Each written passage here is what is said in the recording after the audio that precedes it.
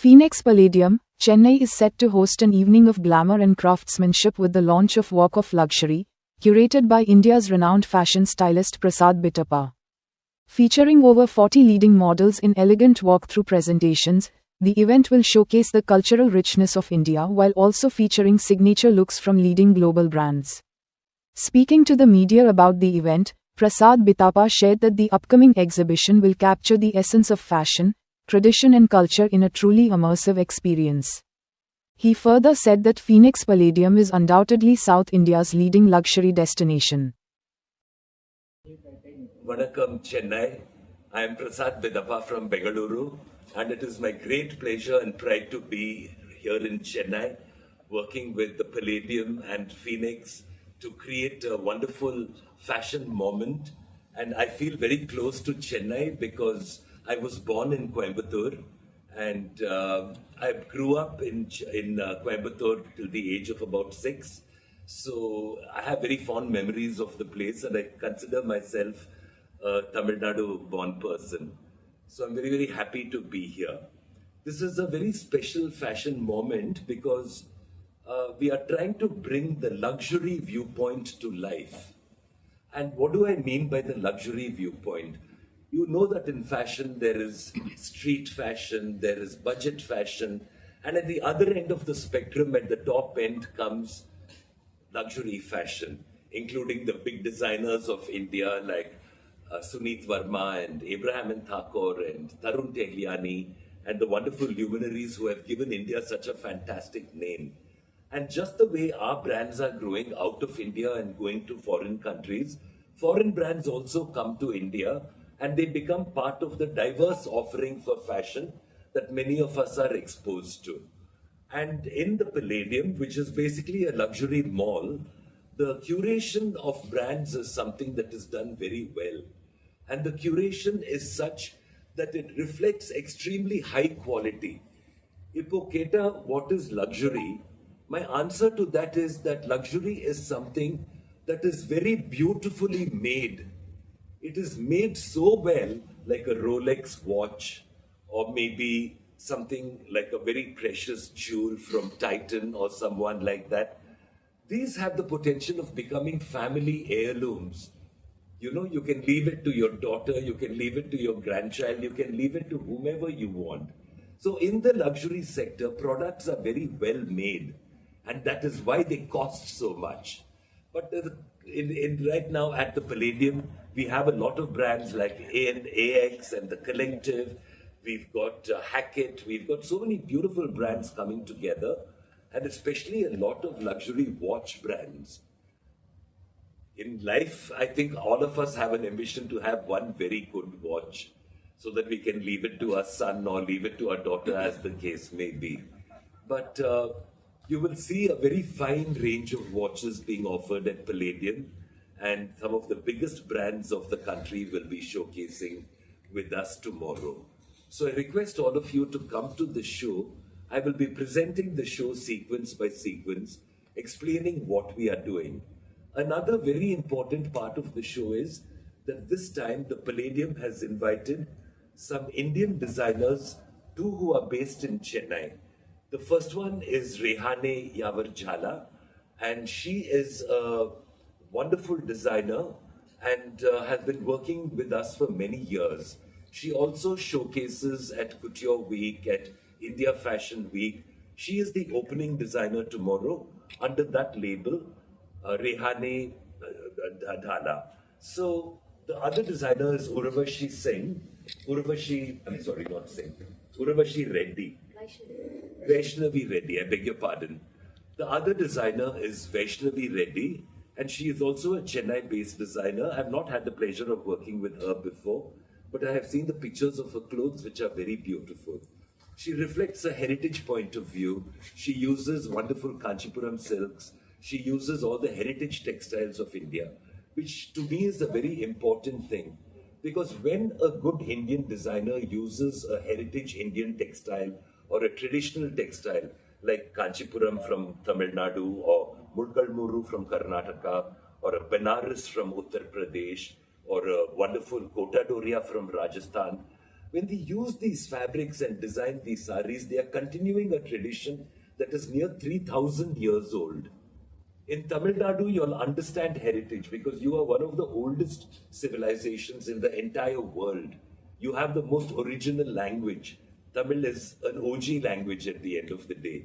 It is not derived from anywhere. It was formed by itself, which is why today Tamil is such a strong voice in literature and film and art and in any aspect that Tamil culture will come under. It is something fantastic.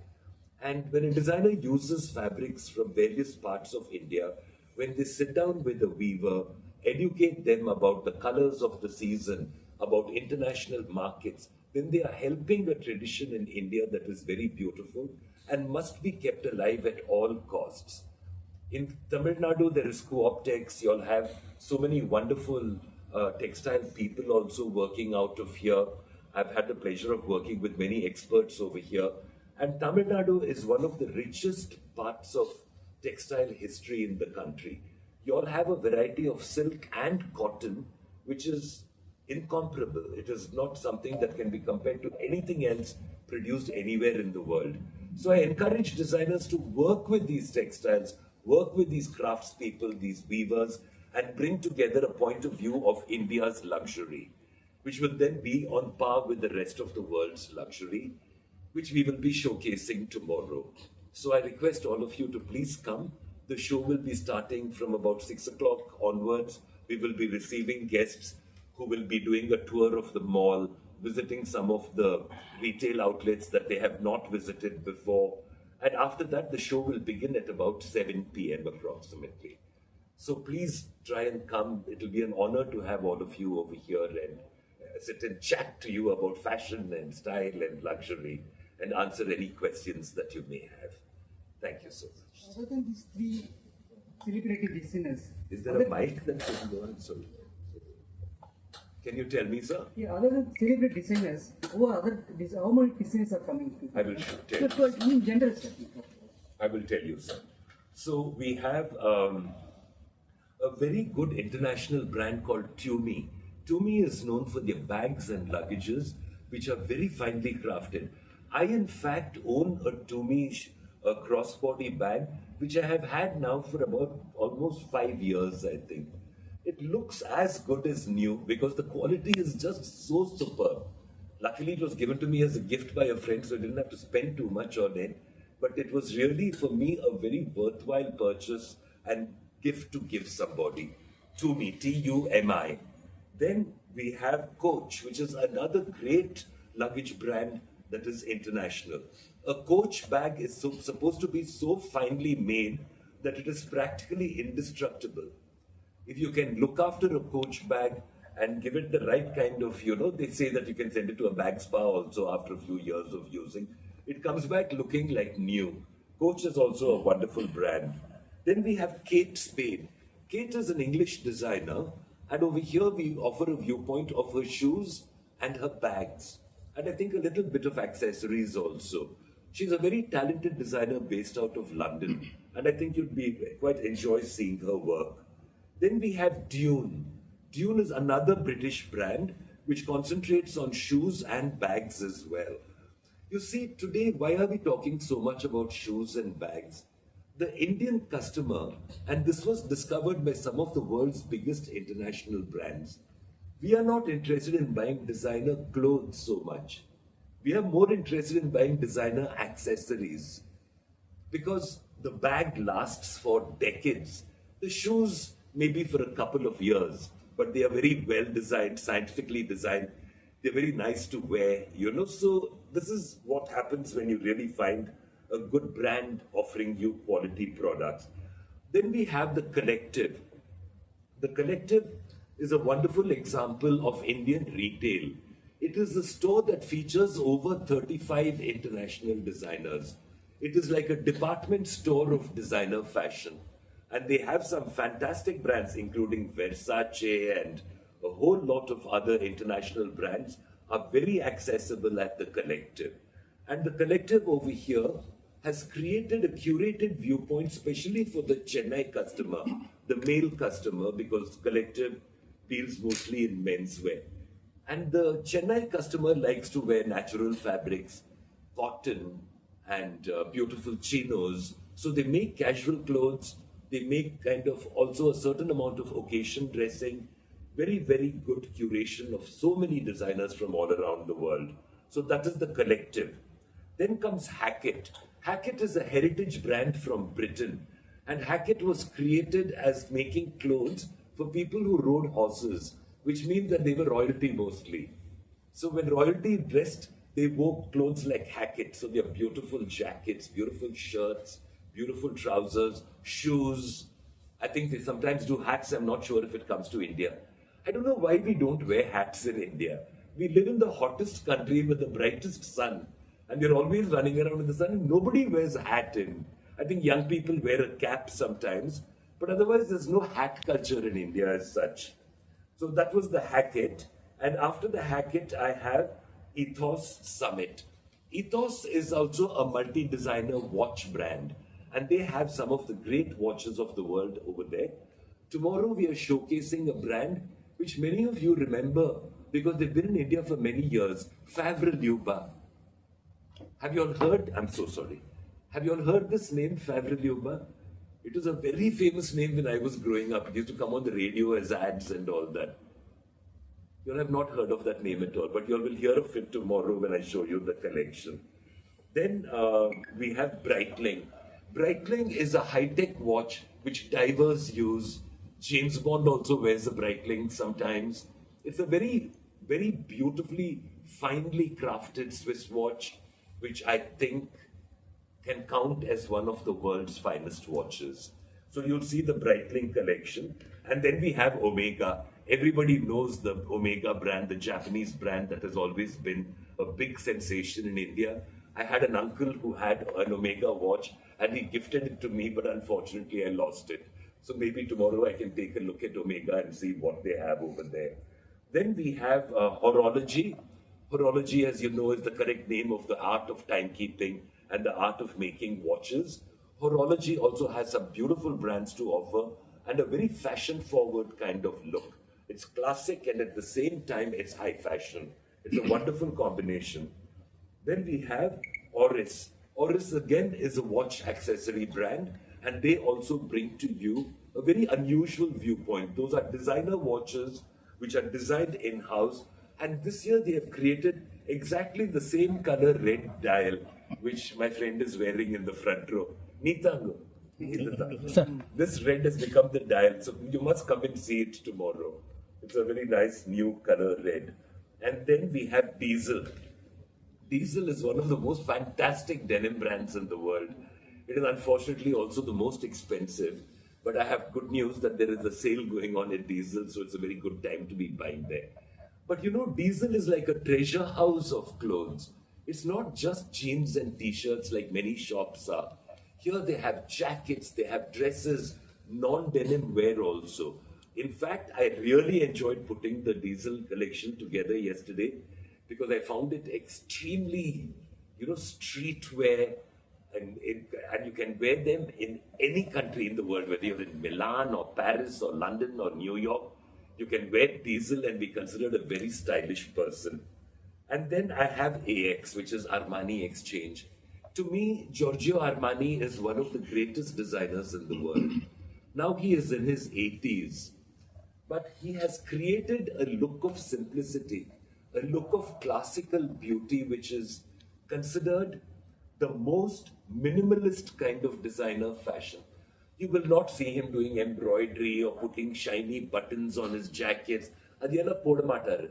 Nothing will be put that it looks excessive or looks gaudy. If you buy a black jacket from Armani, and if you don't put on weight, you can wear it the rest of your life. I unfortunately put on little weight, so I can't wear an Armani that I bought about, if I'm not mistaken, about 30 years ago. I bought it in London on sale, and I wore it for many, many years. It was the first time I saw Armani doing an Indian design called the Bandhgala, which you all might remember, which everyone from Shastri ji to Nehru ji, Modi ji, all of them wear that Nehru collar. And it's either a sleeveless jacket or it's a full sleeve jacket. I got an indigo linen one, a full sleeve jacket, and I kept it for many years. Ultimately, I gifted it to a friend whom it fit very well. But the sad news is that it got torn when he was wearing it. And he's standing right there, Mr. India, Harry Dabas. Please join us, Harry. I'm on the last brand, which is Brooks Brothers. Brooks Brothers was a New York brand, a great American heritage brand that was started, if I'm not mistaken, in the 1930s.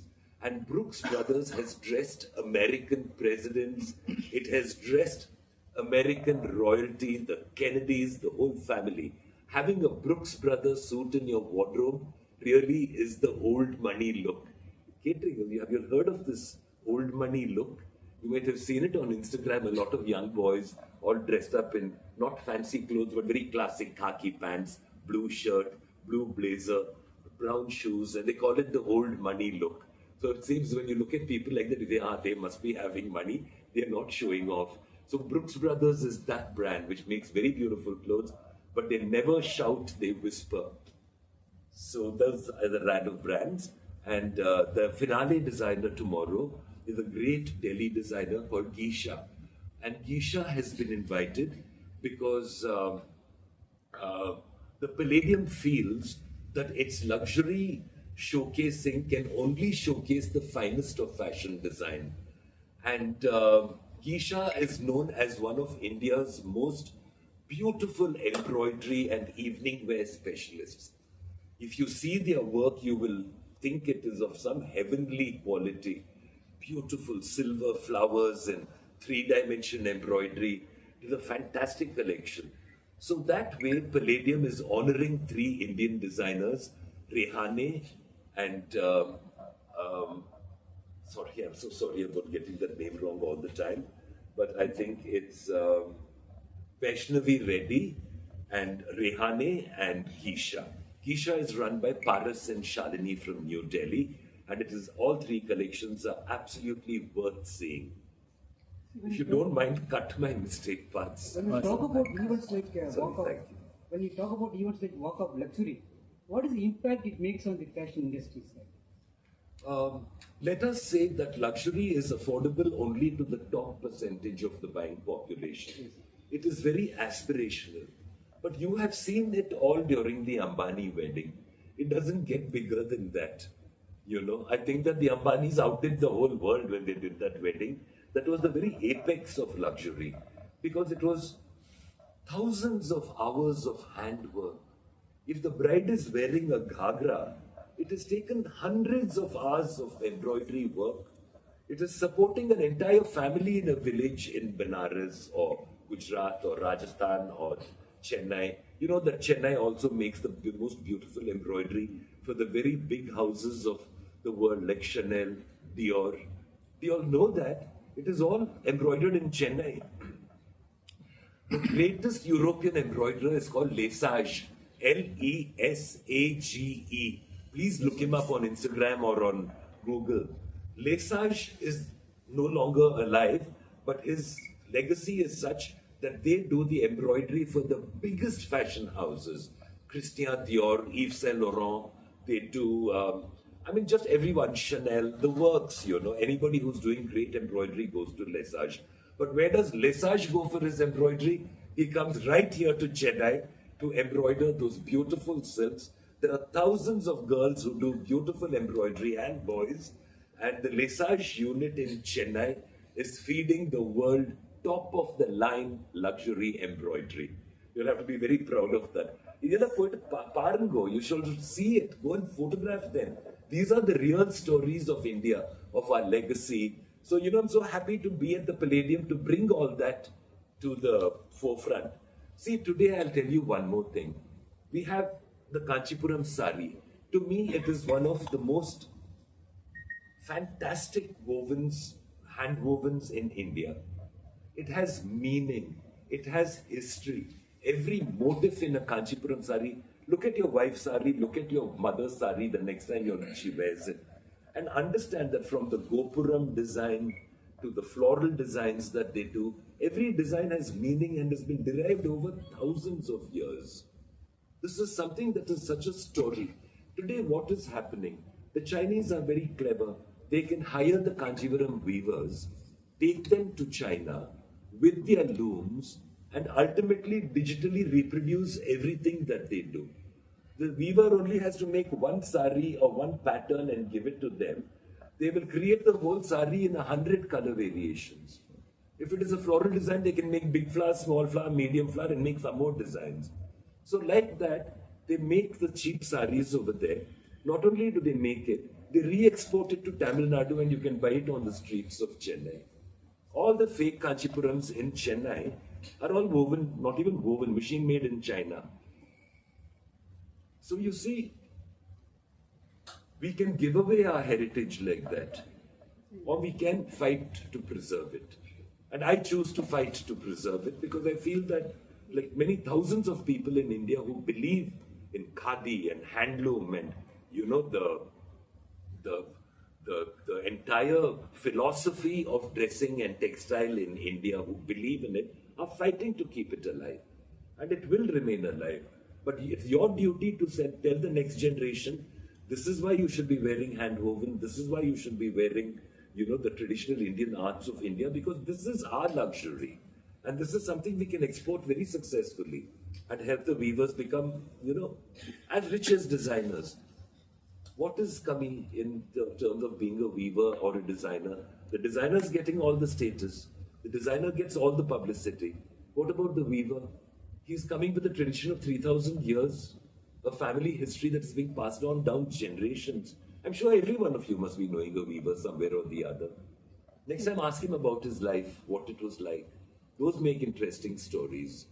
But that's what makes it possible, because at the Palladium, we often showcase these handmade arts of India also. I bring exhibitions, we do pop-ups, because I work with them in Bangalore, I work with them in Mumbai, I work with them in Chennai. They're also in Lucknow. I've not been there yet, but I plan to. So you see, the Palladium experience that you'll see tomorrow encompasses all that is luxury, both foreign and Indian. And I feel it will give you a very clear idea about why beautiful things cost a lot of money and why they are worth acquiring. I mean, in India, we spend money when our daughter gets married. You know, that's about the only time we spend money. But at that time, the spend is so high that the collective sale of bridal in India is bigger than any luxury market in the world. Ours is the biggest luxury market. That's why so much of jewelry, especially, and now with gold value, people have understood that gold is the best investment. So the buying of gold has never been higher in India than today. Sir, one question, sir. You informed me that there is a lot of products, grants in Palladium. So how it is very helpful for more people? The foreign brands in Palladium have been brought in by Indians. You know that the biggest brands, like for example, Zara is owned by Tata. The other brands are owned by Reliance, or they're owned by Aditya Birla. So they have brought it into India. They're paying taxes in India. They're creating employment for thousands of people.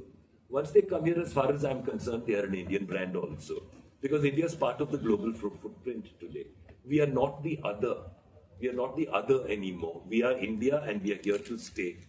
And I feel that this is the kind of the malls, the new, when you know somebody called the malls the new palaces of India.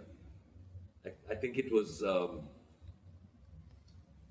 Martin Singh, if I'm not mistaken, who said that the malls are the modern palaces of India. And it's true in many ways. India knows what luxury is. Our Maharajas and Maharanis invented luxury. They are the ones who created it.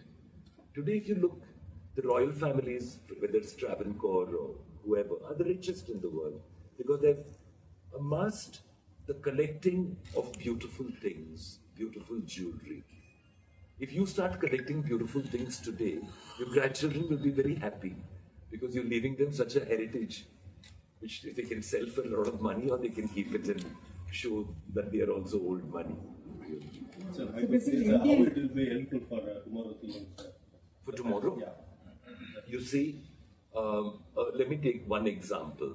I'll take, among all the brands who've come in over here, Zara, for example. So Zara manufactures about, if I'm not mistaken, almost 35 to 40% of its merchandise in India. So the higher that rate goes, the more employment it creates. And We also get imports from Vietnam and other countries, and those could be a little higher in price. But when you create jobs in our country, there should be no restriction on how those jobs are created. As long as our people are working and earning well, then they're allowed to work anywhere. So they have boosted the economy in a lot of ways. So you'll find that a lot of the Palladium brands who are working over here, the Indian operation is owned and operated by Indians. The footprint is in India. In fact, the Zara store in Bombay is paying the highest rental worldwide because it's got 5 stores of a massive building. I think they pay about 5 crores a month, if I'm not mistaken. It's the highest rental paid by any Zara store anywhere in the world. So it's all bringing money into our economy. You have to understand that we collectively as India, even though we are of course the highest taxpayers now in the world, but we still are, we command financial clout. India has a say in matters now. See, basically Indian designers, they're signing for international brands. How do you see the situation? See, the Indian designers have not been as successful in going out as other designers have been coming here. That difference has to be redressed. Because take a brand like Tarun Tehliani. They create a brand which is a very exclusive, very expensive brand, that's the mother brand. Then he launched Tasva. And Tasva was launched with Aditya Birla. So Tasva became a high street brand where you could buy bridegroom's clothes. It's only for men. So anyone getting married wants to buy a beautiful silk kurta or a cotton kurta or a dhoti or a chudidar or a jacket or a bandi or a bandgala or whatever Indian dress you want. You can go to Tasva and find a very affordable one. I mean, it's really affordable. A bridegroom's kurta pajama set will cost about 5,000 rupees, which in today's standards of designer wear is incredible. So then you can add a jacket to it for another 7,000 rupees. So you can build on the look and make it something very wonderful. So Tasva now has got a lot of attention in India because these are Indian clothes. But they may not export very well. If you're a Londoner living in London, why would you buy a kurta pajama in Tasva? So we have not created the product that can be bought by worldwide audiences, like how Uniqlo has done, or Zara, or H&M. They are very clever. They've created a product that everyone in the world wants. Why have we not been able to do that? Our designers are very happy with India, you see, because at the end of the day, you can sell worldwide, but your Indian sale will be higher than the combined worldwide sale. Our economy is so strong today. So they say, why do we want to run behind these people anymore? Let's concentrate on India. So many of them concentrate on India and everyone else comes for a slice of the Indian pie. But as long as we are doing well, why should we complain? Sir, about your upcoming projects? My upcoming projects, the most important upcoming project I have is planning in Bangalore, again with Phoenix, the 2nd anniversary of the Mall of Asia. As you know, the Mall of Asia in Bengaluru today has become the premier luxury destination. Every single big brand in the world is opening at the Mall of Asia. And in October, we will be celebrating the 2nd anniversary. So we are busy planning the event and putting something very, very nice together for that.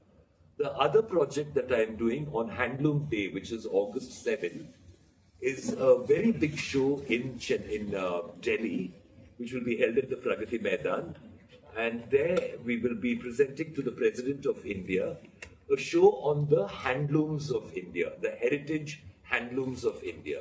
So I'm showing saris and fabrics from every corner of the country in a fast 30-minute show that shows the beautiful fabrics of all the 28 states of India. So these are the 2 big projects that we are working on.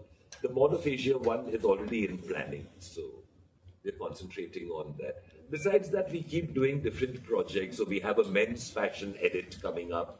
I want to invite some of the Chennai designers to my men's fashion edit because you have some very good designers in this city also. There's Sydney, there's Chaitanya, there's so many people who are doing very good work. Rihani, you will see tomorrow. So those are the upcoming projects coming up right now.